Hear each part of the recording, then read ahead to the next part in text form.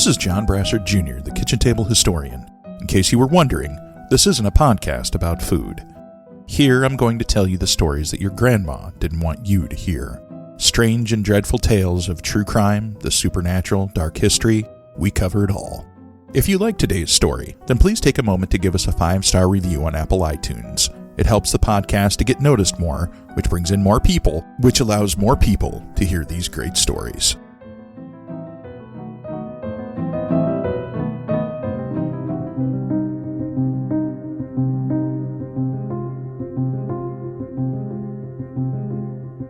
Lucille Calloway checked the clock. It was just before 11 p.m. The patients had been safely in their rooms since about 9 p.m., which was the normal time for them to turn in. Mentally, she ticked off responsibilities for the end of the shift. Lucille had started working at the facility in the summer of 1949, about 6 months prior. Now, January of 1950, and she was still going strong. St. Elizabeth's specialized in the care of mentally ill women. Founded in 1874, it was a large 3-story brick structure with a full basement. St. Elizabeth's, along with its counterpart, St. John's, a similar facility nearby specializing in the mental health care of men, sat on the sprawling 2-block campus of Mercy Hospital in Davenport, Iowa. Mercy Hospital itself was perhaps the leading medical institution in the region in 1950. Although not the only hospital, the huge Gothic-style structure hosted several departments providing state-of-the-art health care from trained doctors and nurses. Mercy even had a nursing school for training future generations of medical professionals. Mercy Hospital had been founded in 1869 by the Sisters of Mercy, an order of Catholic nuns who specialized in providing medical care to all those who needed it. Many of those early sisters had received top-notch medical training from medical professors and doctors in Chicago. More importantly, they had been able to hone those skills through hard-won experience, treating wounded Civil War soldiers and victims of disease epidemics. In addition to seeing to the needs of everyday people, those sisters had also recognized a dire need for compassionate care and treatment of the mentally ill residents of the region. From the very founding of Mercy Hospital, the Sisters of Mercy took this issue very seriously and made sure that it was carried out to the best of their ability. Their reputation in the area of mental health treatment, in addition to other areas of medicine as well, grew over the next few years. St. Elizabeth's and St. John's were built out of a need for bigger facilities to house the ever-growing number of patients sent to them for mental health treatment. By 1950, Mercy Hospital had grown into a nonprofit entity that was owned, operated, and managed by the Sisters of Mercy. St. Elizabeth's itself was overseen by Sister Gabriel McCarthy. A deeply experienced psychiatric nurse, Sister Gabriel was responsible for the care of all the patients at that facility. She made sure that they received the very best psychiatric care available for that time. Lucille Calloway was now part of that legacy. Usually, she worked the night shift, but tonight she had been assigned to work second shift, which ran from 3 p.m. in the afternoon to 11 p.m. at night. Satisfied that everything had been done, Lucille headed to the nurses' station to talk to Anna Neal, the night shift supervisor who was relieving her. As soon as she got there, she could already tell Neal was in a mood. While not unfriendly, Anna was acting in a manner that Lucille would later describe as huffy. The 55-year-old German-born night supervisor had asked for the night off, but had been refused. While she had been told she could have the next night off, Anna's plans were for that night. While she liked her job, she was disappointed and a little angry that she didn't get the time off that she had asked for. Regardless, Anna had a job to do. She was good at her job, and she took her responsibility for the patients under her care very seriously. That included getting a rundown of everything that had happened on the evening shift so that she was prepared for any issues that might come from it. Lucille dutifully filled her in. For the most part, it had been a pretty unremarkable night. However, one patient had gotten a little upset that they had to go to their room at the appointed time, and had started walking into other patients' rooms. This had started to upset those patients, so Lucille had been forced to lock the agitated patient in her room. They had seemingly calmed down, and everything had gone peacefully after that. Lucille was a good worker, and didn't mind working the overnights. On several occasions, she had volunteered to cover it when the hospital was short-handed. That night, she asked Anna if she wanted her to stay and at least keep her company. Anna declined, telling Lucille that she could handle it herself. Besides, Josephine O'Toole, another nurse's aide, was on call on the second floor of St. Elizabeth's. She was asleep in her living quarters, and all she had to do was go and wake her up if she really needed an extra pair of hands. Lucille stayed until 11:30 p.m. and then left the Mercy Hospital grounds and went home. Anna lost no time in starting her rounds. The weather had been colder than usual the past week, even for January. To make matters worse, the strong wind was blowing, making the already frigid air seem even colder. St. Elizabeth's was very well maintained, and had even gone through a remodel the year before. Still, it was an old building, and strong wind had a tendency of finding its way into even the best sealed buildings. She checked in on each of the patients, making sure that they were warm enough and had enough blankets. As Anna Neal was starting her shift at St. Elizabeth's, Francis Murray had also started his shift at the main hospital nearby. A veteran of World War I, Murray had worked in the medical field for years. These days, he worked as an overnight orderly at Mercy Hospital. Just an hour into his shift that night, the calendar turned the page onto January 7th, 1950. It would soon become a date that he would never forget. Sometime close to 2 a.m., Murray was passing by a window when something caught his eye. Frowning, he stepped closer, peering through the early morning darkness to get a better look. The window looked over at St. Elizabeth's. Something hadn't seemed right. In a moment, Murray realized what it was. Flames were coming through one of the windows on the first floor of the mental hospital. Murray didn't hesitate. One moment he was at the window, and the next he was running as fast as he could for the nearest stairwell. Taking the stairs, he hit the exit door and was sprinting across the yard toward St. Elizabeth's. Breath coming in frozen puffs, he ran up the wooden stairs at the main entrance of the building and went inside. The area was pitch black, but he could hear people yelling somewhere off to his right. Turning, he ran that direction. Murray made his way through the darkness as fast as he could.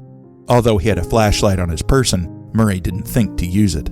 He just followed the voices screaming in the dark. Soon he found himself in a parlor area.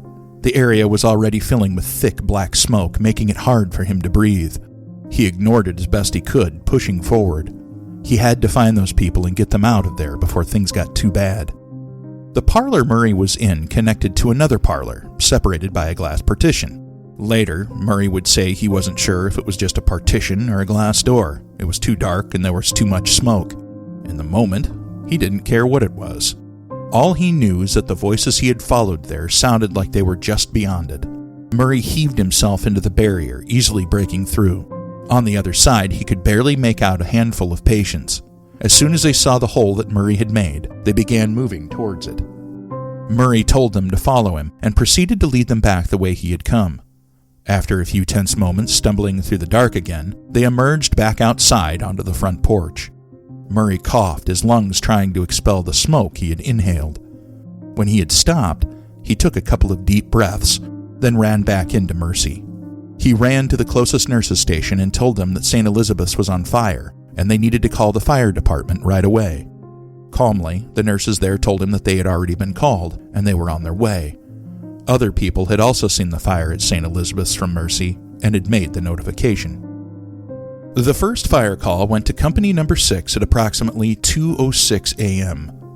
Located about 8 blocks away from the hospital in a straight line due south from the campus, it took only a few minutes for the firemen to don their gear and make it to St. Elizabeth's. The fire engine had barely stopped when Lieutenant Alvin Coranda, the leader of Company Number 6, was on the ground and assessing the situation. He saw that flames were coming out of one of the windows on the east side of the building, curling upwards toward the roof. Coranda and his men took one of the fire hose lines off the truck and began attaching it to a nearby hydrant. As they did, they heard a woman screaming at them from inside St. Elizabeth's. She was leaning out of her window, wearing only her nightgown. Help me, I'm going to burn to death," the woman yelled. Coranda's priorities immediately changed. While getting the fire under control was important, it was even more so to save the life of someone who was in imminent danger. He ordered his men to grab ladders from the truck and started running towards the woman's window. A ladder was placed and Coranda quickly climbed up. It was covered by a steel mesh screen and prevented the woman's escape. It was a very common type of screen, and Coranda easily removed it. As soon as it was gone, the firemen carefully took the woman out of the building and brought her down to the ground. Looking around at the building, Coranda realized that they had a major problem. St. Elizabeth's was a mental hospital, and it housed both patients that wanted to get out of the building and others with suicidal tendencies. To prevent both issues, screens and bars had been installed over the windows. In other circumstances, the bars were an understandable safety measure. Now, with a fire in the building, they cut off an important escape route for the patients, trapping them inside. Some of the bars were hinged in the middle and could be opened. These were padlocked shut. When these had been installed, the staff at St. Elizabeth's had provided the Davenport Fire Department with a set of keys that would open the locks in case of fire. Unfortunately, only some of the bars were designed this way. The majority of them had 3 horizontal bars going across the vertical bars and were bolted into place. They covered the entire window and were firmly anchored into the wooden frame. There was no easy way to get past these. The firemen had no choice but to use fire axes to hack away at the wooden brick, then leverage the axes or use crowbars to either pull the bars completely free or loosen them enough that they could tear them to one side, allowing access to the patient behind them. Soon, other fire companies started to arrive on the scene. The fire was spreading faster than anyone had expected. Several firemen, including Lieutenant Coranda, had gone inside the building but couldn't make it very far inside because of the intense heat of the fire. This meant that the only way that they could reach some of the patients further in the building was through the bar-covered windows. Out of the 17 total fire companies in the city of Davenport, 14 were called to the St. Elizabeth's fire. While some of the firemen ran hoses and started fighting the fire directly, several others went to work rescuing the trapped patients. Some kept trying to get inside the building as far as they could, while the majority of them attacked the iron bars across the windows. Every moment, these men knew that time was quickly slipping away. The fire was spreading, and the smoke was getting thicker by the minute. Several patients had thrown open their windows and now screamed to them, begging the firemen to help them. They pressed desperately against the bars, but it was useless. They had no choice but to wait for rescue as the fire raged behind them and their rooms filled with smoke. Inside the building, Josephine O'Toole, the nurse's aide on call to assist Anna Neal, was awakened by the sound of someone screaming. She sat up, listening intently. From her room on the second floor, O'Toole could hear men on the grounds outside shouting something, but she couldn't understand what. Crossing the room, she opened her window and peered outside. When she did, she could finally understand what they were saying. St. Elizabeth's was on fire. O'Toole moved from the window to the door, opening it. The hallway outside was filled with dark smoke that caught in her throat, making her cough. She knew that there wasn't any time to spare. If she stayed in her room, she would quickly become trapped by the fire. It was time to go. Throwing on her shoes and coat over her nightclothes, she walked out into the hallway. Blinking against the smoke, O'Toole turned, shouting down the hallway toward the patients' rooms. She yelled at them that the building was on fire and that everyone had to get out. Only one of the patients came out of the darkness towards her, a woman named Neighbor. Together, they made their way down the main stairs in the center of the building to the first floor. As they did, a bright orange and yellow light shone through a door with a long glass panel. On the other side, the fire raged, and the 2 women could hear it roar and crackle as it consumed everything in its path. With no escape that way, O'Toole and Neighbor kept moving downwards into the basement. When there, they lost no time in making their way to a side door and out into the night. In another room, 19-year-old James Stablin slept soundly along with his roommate. While St. Elizabeth's was for women, they would occasionally house men when necessary. James had been suffering from some mental health problems as of late and had voluntarily checked himself into the hospital to recover. Suddenly, James awoke with a start. His eyes darted around the room, his heart racing. He wasn't sure why he had woken up, and maybe it took a minute for him to make sure that he wasn't still dreaming. But he wasn't. Everything was very real, and he clearly smelled smoke. Jumping to his feet, James opened the door to his room to see what was going on. As he did, black smoke rushed into the room, gagging him. Slamming the door, he went over and woke up his roommate, telling him that the hospital was on fire. The roommate lost all self-control and gave himself over to pure panic. Watching him, James felt a calm wash over him. He took a breath and began to think things through. James knew that they couldn't make it through the hallway, so that only left the window. Walking over, he pulled up the sash only to discover what so many already had that night. The windows had bars on them. He grabbed them, roughly pulling them and pushing them as hard as he could. They didn't give an inch. James realized that they were trapped and needed help. Looking outside, he could see the firemen moving around below. Reaching through the bars, he began waving his hands frantically and calling out to them for help. He quickly realized that the woman in the room next to his was at her window doing the same thing. In the distance, he could hear other patients screaming as well. But all the firemen were already busy, trying their best to free so many other patients doing the same thing as he was. There was nothing to do but wait. After almost an hour, he finally saw a fireman on a ladder outside the window. As he watched, the fireman tried desperately to get through the bars, but couldn't. For a brief moment, James thought he was going to die. But the moment passed, and he was suddenly more determined than ever to escape that room. Raising his voice, he asked the firemen to pass the axe through the window. If they couldn't get at the sill very well from the outside, maybe he could from the inside. Besides, James had nothing to lose at this point. The firemen obliged and passed the axe to him through the bars. Gripping it tightly, James swung it as hard as he could into the wooden frame of the window. He pulled it free, brought it back, and swung it again. As he did, he channeled all of his fear, frustration, and rage into each swing, chopping at the frame over and over again. After a bit, James pushed at the bars. To his shock and relief, they came free, allowing enough room for him to escape. Turning to his roommate, James yelled at him to go through the window first. Already panic-stricken, the other man didn't need to be told a second time. He scrambled through the opening, almost losing his grip and falling off the ladder in his desperation to get out of the room. James quickly followed, relieved to have escaped with his life. As firemen went about their work, the city police department were also called to the scene. Part of the reason was to set up barricades and keep any spectators showing up at a safe distance from the fire. Another part was because the fire gave the mental patients at St. Elizabeth's an excellent opportunity to escape into the neighborhoods beyond. One of the first policemen to arrive at the scene was a man named Richard Fee. Seeing what the firemen were doing at the windows, he decided to join them. Grabbing an axe, he ran over and climbed up a ladder to one of the windows.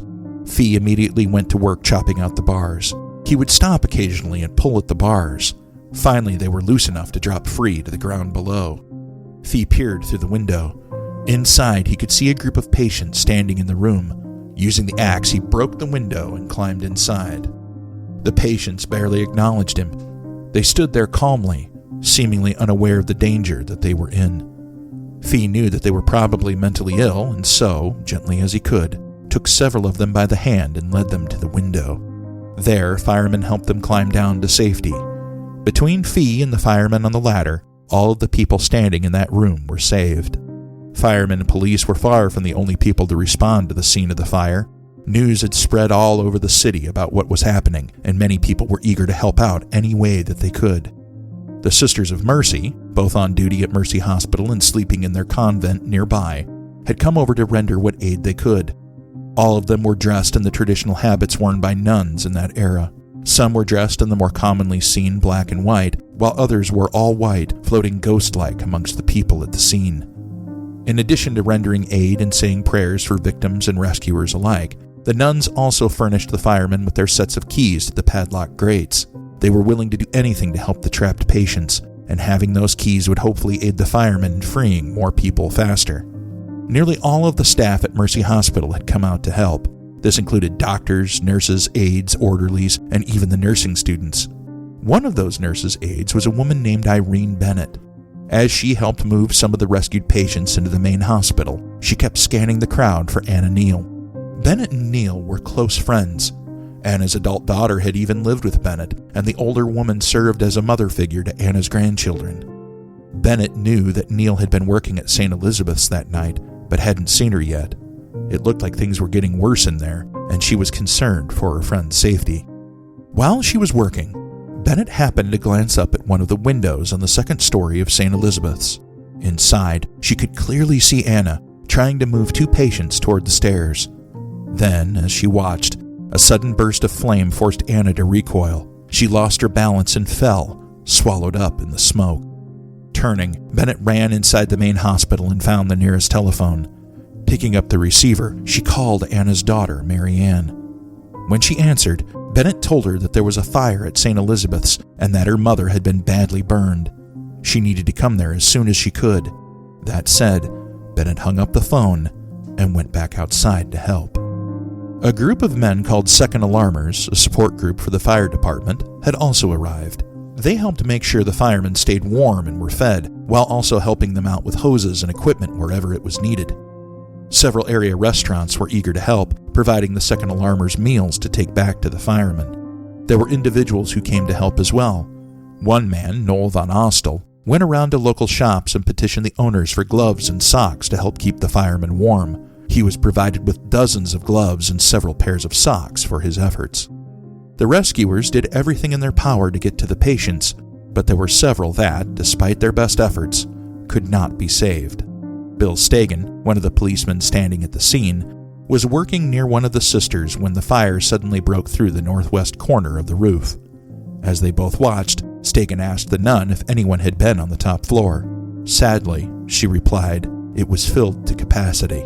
Roy Porter, a member of the Second Alarmers, saw a woman desperately pushing against the bars of her window, trying desperately to pry them loose from the inside. In one slow, almost frozen moment, he caught a glimpse of her face. He would never forget the look of sheer terror etched there. And then, just a moment later, there was a loud rushing sound, and the woman disappeared into a flash of fire and smoke. Her screams were immediately silenced, leaving behind an almost eerie stillness. This didn't stop the rescuers from trying to save as many people as they could.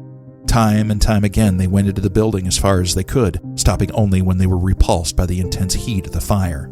Sometimes they were able to bring out the living, other times only the remains of the dead. One of the unfortunate victims was Anna Neal. Her hair and clothes were singed, her skin blistered and black from the fire. She had been found near an area with the greatest amounts of patients. When she realized the building was on fire, Neal had moved as many patients as she could outside. Disregarding her own safety, she had rushed back into the building to move more patients out. Neal was on the second trip when Irene Bennett had seen her through the second-story window. That also meant that her friend had witnessed Anna's last moments. The bodies of the fire victims were removed to the main hospital as soon as possible. A temporary morgue was set up in one of the empty classrooms, presided over by C.H. Wildman, the county coroner. As firemen brought in the remains, wrapped in black rubber sheets, a group of nurses took custody of them. They would have to eventually identify them, but as the fire raged, it was felt to be more important to simply store them and make notes that would help them in the process later. Wildman knew that it was going to be a tough job. It was often a hard process for families to identify their loved ones, but it was even worse in this case, as many of the bodies had been burned beyond recognition. As more and more bodies were carried in, Wildman knew that they needed to move them somewhere better. The hallways of Mercy Hospital were already jammed with nurses, doctors, volunteers, and rescuers, not to mention the families of patients at St. Elizabeth's. Using his authority as the coroner, he placed an emergency call to several area funeral homes asking them to come to Mercy Hospital and temporarily store the remains at their facilities. Like so many people in the city that night, the funeral directors were ready to lend a hand. Each and every one of the city's funeral homes responded. By morning, St. Elizabeth's was a ruin. The firemen had worked tirelessly through the night. While they hadn't been able to save the building, they had overcome nearly insurmountable odds to save the lives of 24 people. Amazingly, they had even found one survivor. A woman had managed to get to safety on a balcony. She had been drenched by the water from the fire hoses and was freezing and shivering, but she was alive. Carefully, the rescuers brought her down and took her for treatment at Mercy Hospital. Sadly, many more had lost their lives. By the morning hours of January 7, 1950, Coroner Wildman had counted 37 bodies. Most of them were patients, with Anna Neal being the only member of staff to lose their life. As the firemen carefully sifted through the rubble of St. Elizabeth's, Wildman expected to find more. Now that the danger was over and the fire was put out, everyone began to return to their regular lives and routines. Doctors and nurses who had treated patients through the night carried on through the day, checking up on their regular patients and conducting their normal rounds. Several people had shown up to the scene to get a first-hand look of what was left of St. Elizabeth's. Barricades were put up to hold them back, and several policemen remained on the scene to keep the onlookers from getting a closer look as the firemen continued to search for victims. Any of the firemen who were no longer needed for the search were dismissed. The ordeal from the night before was just a bad memory now, and there would soon be other fires to deal with, other people to save. For Lester Schick, the city fire marshal and the chief of the Davenport Fire Department, and Coroner C.H. Wildman, the case had just begun. St. Elizabeth's Hospital fire was easily the worst fire in the city's history. At least 37 people had lost their lives, possibly more. As they started their investigation, they would very soon hear a rumor about the fire's origins, something so disturbing that it made their blood run cold. It was something that would change the already tragic events of the night before into something much darker, and would leave a scar on the city, the state, and even the nation itself for years to come. You have been listening to me, John Brasser Jr., the Kitchen Table Historian. If you enjoyed this story that your grandma didn't want you to hear, then please take a moment to give us a 5-star review on Apple iTunes. If you like, give us a nice comment on why you like us too. If you want to know more about upcoming episodes, events, and other things, then please come join the Kitchen Table Historian community on Facebook, Instagram, and YouTube. If you want to talk to me about a story idea, one of our episodes, or have any questions or concerns, you can message me at any of those. This episode was narrated by me, John Brasser Jr. The title music was performed by Bo Moonlight, with additional music provided by Storyblocks.